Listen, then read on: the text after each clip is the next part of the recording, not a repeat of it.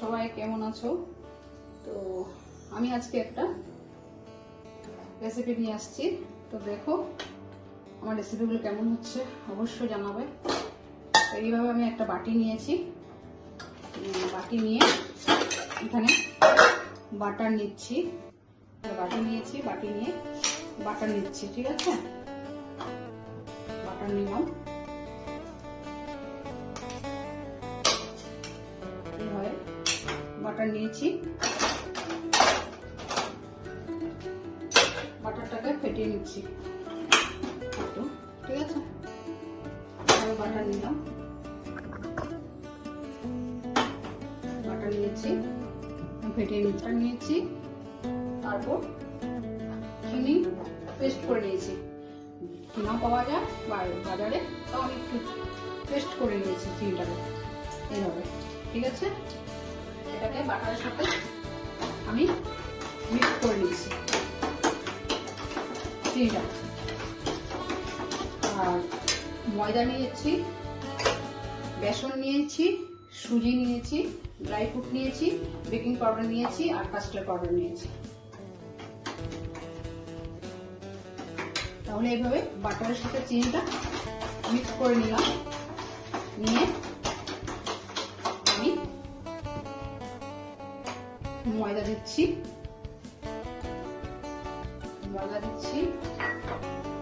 Sorry বেসন দিয়েছি, তারপর ময়দা দিয়েছি,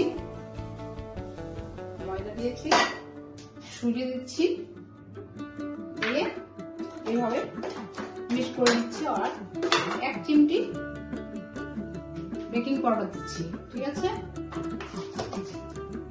আর কাস্টার্ড পাউডার দিচ্ছি। এইভাবে দিলাম, দিয়ে আমি একটু মিক্স করবো এটাকে। একটা সব মিক্সড করে একটা ডো একটা এইভাবে মেখে ফেলবো সব একসাথে। ঘি দিয়েও করতে পারবেন, বাটার দিয়েও করতে পারবেন। তা আমি বাটার দিয়েছি।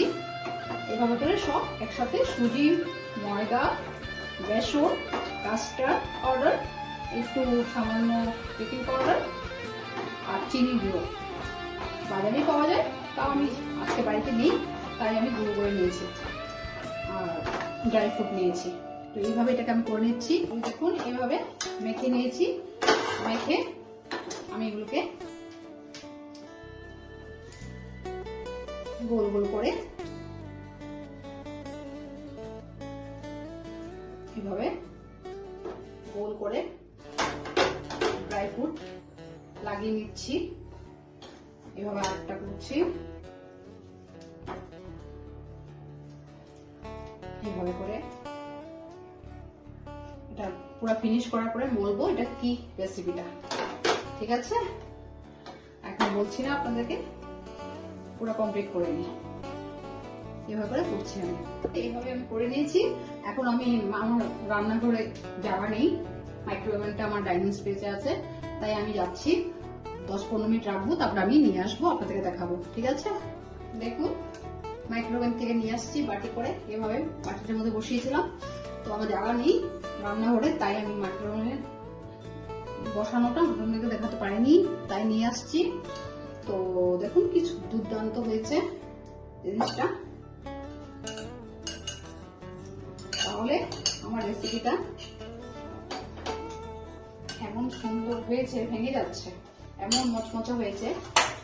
তার মানে আমি আমার রেসিপিটা আজকে নাম হলো আমি বিস্কিট বানিয়ে ফেলেছি। দেখুন বাড়িতে সুন্দর বিস্কিট বানিয়েছি। আপনারাও অবশ্য করে আমাকে জানাবেন, তাহলে আমি এইভাবে বাড়িতে বিস্কিট বানানো যায়।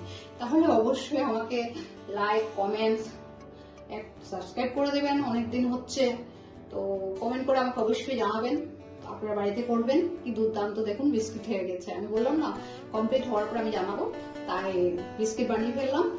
তো আপনারাও বানাবেন, আমাকে জানাবেন অবশ্যই। তাহলে রাখছি আজকে, ভালো থাকুন, থ্যাংক ইউ।